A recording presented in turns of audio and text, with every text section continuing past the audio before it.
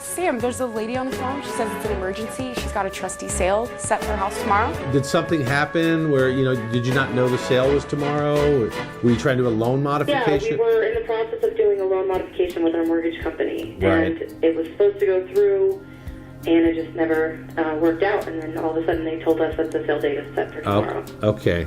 It's not the first time I've heard that. It's $2,500 to do an emergency 13. Okay. Do you have a way to come up with that kind of money? I will figure that out, yes. Just really get to my office sometime today.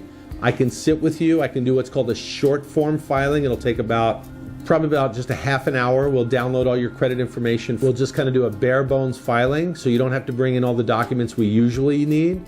You have to take your credit counseling class. That you can actually do online. It takes about 40 minutes, and you can do it on the internet, so you can do it tonight.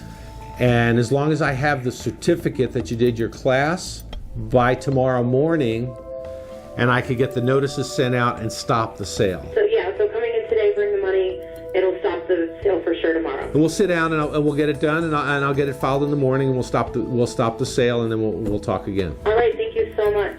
All right, I'll see you at 5. Well, Danielle, her house was in foreclosure. She was the emergency phone call, and she did come in.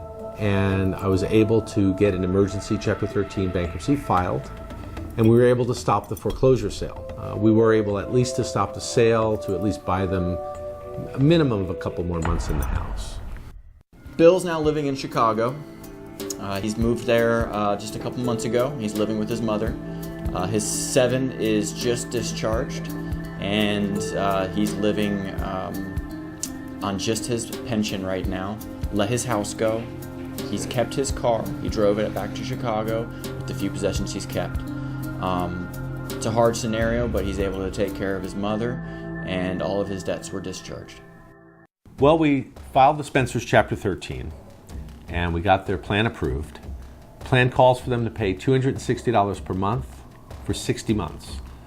As we discussed, that money is going to catch up their house payment and pay the IRS.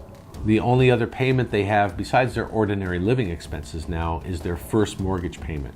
We were able to strip off the second mortgage and the pool loan and eliminate their credit card debt. Mrs. Spencer's kept her car and her car payment. They let the other car go, and Mr. Spencer is now driving his motorcycle that he was able to keep. He was very pleased with that result.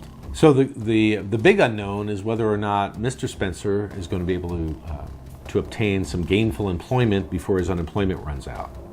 He is unable to obtain employment, then I'm sure we'll be visiting again to seeing if there's any modifications we can make to their plan, or if necessary, possibly convert them to a Chapter 7 bankruptcy, which would most likely result in them having to vacate their house. So it really boils down now to the job market and Mr. Spencer's ability to obtain employment.